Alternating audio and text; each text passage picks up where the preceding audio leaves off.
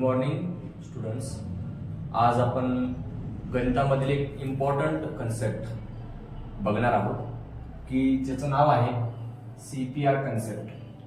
CPR म्हणजे काय? Constant product ratio. पहा, मॅथ्समध्ये काय असतं, बऱ्याच एक्झाम्पलमध्ये तुम्हाला तीन गोष्टी दिलेल्या असतात. तीन गोष्टी A, B आणि C.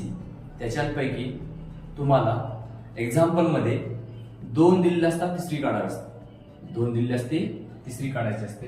म्हणजेच फॉर एक्झाम्पल बघा, कोणत्याही दोन राशीचा प्रोडक्ट काय असतो, सारखा असतो. समजा असे काय एक्झाम्पल आहे, समजा A into B is equal to C.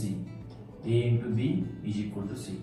अशा कन्सेप्ट मध्ये फॉर एक्झाम्पल हे कुठे कुठे वापरलं जातं, समजा टाइम स्पीड डिस्टन्स मध्ये बघा. टाइम स्पीड डिस्टन्स म्हणजे velocity is equal to distance upon time. Distance upon time म्हणजेच काय, velocity into time is equal to distance. म्हणजे इथं आपण velocity ला A म्हणू शकतो, टाइमला B म्हणू शकतो. या दोघांचा प्रोडक्ट C म्हणजे डिस्टन्स नेहमी कॉन्स्टंट असतं. ठीक आहे, नेहमी कॉन्स्टंट असतं. याच्यामध्ये काय होऊ शकतं, आपण जर velocity वाढवली आणि velocity वाढवली तर डिस्टन्स वाढत असतं. velocity वाढवली डिस्टन्स वाढत. पण तेवढं डिस्टन्स असताना, म्हणजे डिस्टन्स कॉन्स्टंट असताना आपल्याला काय करावं लागेल, डिस्टन्स कॉन्स्टंट ठेवायचं असेल तर दोन गोष्टी असतील. जर A वाढवलं तर B कमी करावं लागेल, किंवा A कमी केला तर B वाढवावं लागेल. म्हणजेच A इंटू B चा प्रोडक्ट हा नेहमीच काय असतो, कॉन्स्टंट असतो. म्हणजेच काय, नेहमी velocity अँड टाइम यांचा प्रोडक्ट जे काय येणार आहे ते डिस्टन्स कॉन्स्टंट असतं. मग यांच्यामध्ये जे रिलेशन्स आहे, रिलेशन कसं असणार आहे, या तीन क्वांटिटी मध्ये A, B आणि C. A म्हणजे velocity, B म्हणजे टाइम आणि C म्हणजे कॉन्स्टंट. A वाढला तर A is directly proportional to C, B is directly proportional to C and A is inversely proportional to B. याच्यामध्ये तीन रेशो येतात आपल्याकडे. तीन सहसंबंध आपण सांगू शकतो, velocity and distance, टाइम आणि डिस्टन्स आणि velocity and टाइम. याच्यामध्ये तीन रिलेशन्स आहेत. म्हणजेच काय, A is directly proportional to C म्हणजे velocity directly proportional to distance, time is directly proportional to distance. म्हणजे याच्यापैकी कोणत्याही दोन राशी दिली असतात, आपल्याला तिसरी रास कॉन्स्टंट ठेवायची असतं तर याच्यामध्ये हा रिलेशन. फॉर एक्झाम्पल बघा, आपल्याला टाइम कॉन्स्टंट ठेवायचं आहे. velocity आणि टाइम डिस्टन्स मधला रिलेशन काय असेल, डायरेक्टली प्रोपोर्शनल. पुढच्या वेळेस जर का velocity कॉन्स्टंट ठेवायचे, टाइम आणि डिस्टन्स मधलं रिलेशन काय असेल, डायरेक्टली प्रोपोर्शनल. जर आपल्याला डिस्टन्स कॉन्स्टंट ठेवायचं आहे तर velocity आणि टाइम यांच्यामध्ये रिलेशन काय असलं पाहिजे, इनव्हर्सली प्रोपोर्शनल असलं पाहिजे. हे इथंच का वापरतो, बऱ्याच गोष्टींमध्ये जिथं तीन क्वांटिटी आहेत, तीन राशी आहेत, तिथं हे आपण काय वापरतो. फॉर एक्झाम्पल बघा, आपल्याकडे काय असतं बघा, फॉर एक्झाम्पल किंमतीच्या बाबतीमध्ये आपण वापरू शकतो. एखाद्या वस्तूची किंमत पर युनिट मध्ये किंमत गुणले नग, म्हणजे एकूण किंमत असते. म्हणजे वस्तूची बघा पर युनिट कॉस्ट, वस्तूची पर युनिट कॉस्ट. समजा आपण काय करतोय, साखर आणतो, साखरेची पर केजी किंमत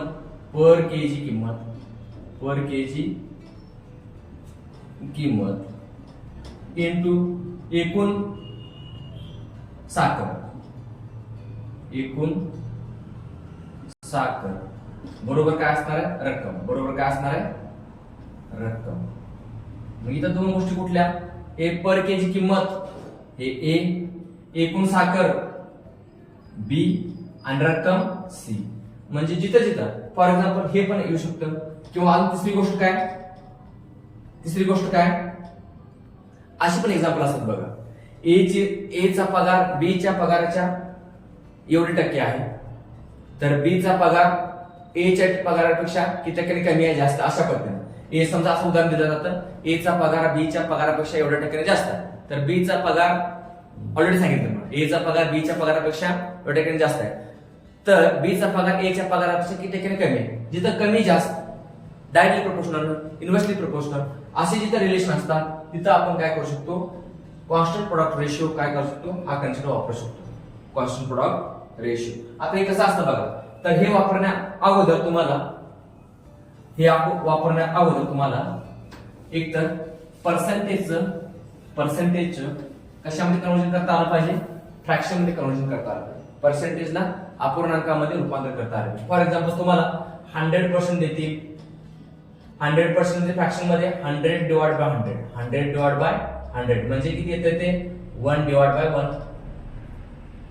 50% म्हणजे किती बघा, 50% म्हणजे 50 divide by 100% per 100 that is 1 divide by 2.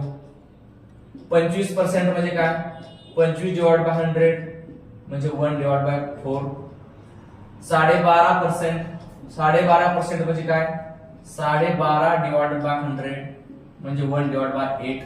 हे रेशो बघा, पर्सेंटेज 100% म्हणजे 1 डिवाइड बाय 1 दॅट इज 1. 50% म्हणजे हाफ, 25% म्हणजे 1/4, 12.5% म्हणजे 1/8. हे माहिती पाहिजे, पर्सेंटेज कन्वर्ट करता आले पाहिजे.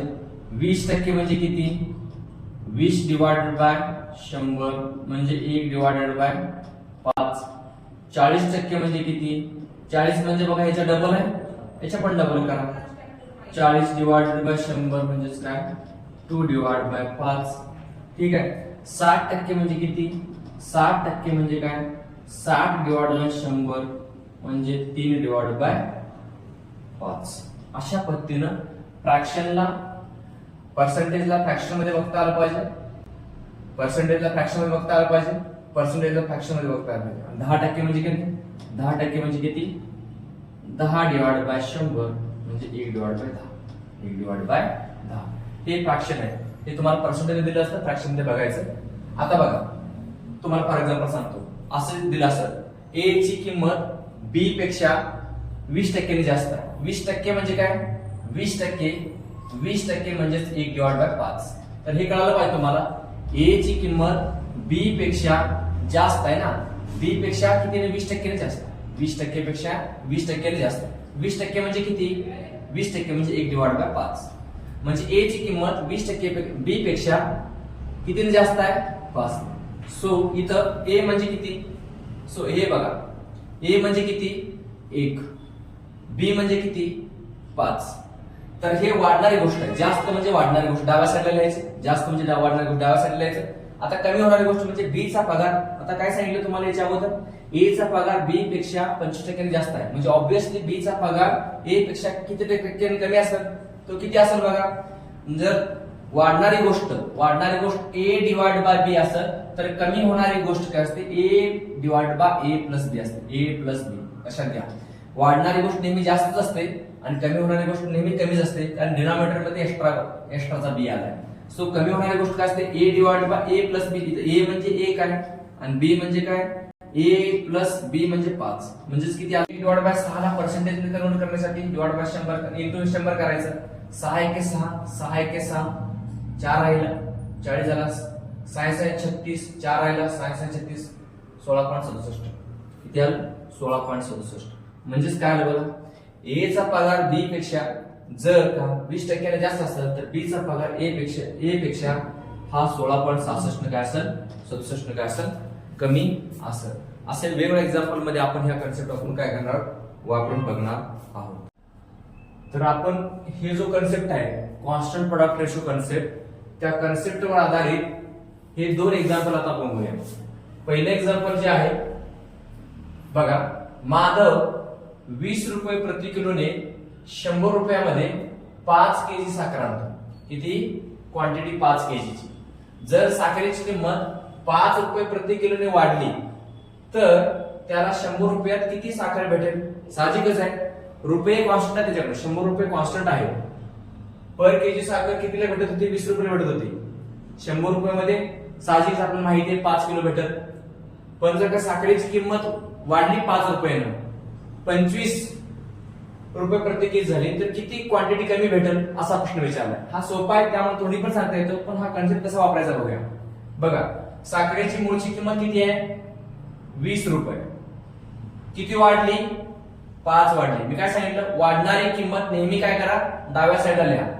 म्हणजे डाव्या साईडला वाढणारी किंमत आहे, वाढणारी बेसिक प्राइस किती होती, 20 रुपये होती प्रति किलो. त्याच्यावरती किती वाढली, 5 रुपये. म्हणजे 20 वरती 5 वाढले.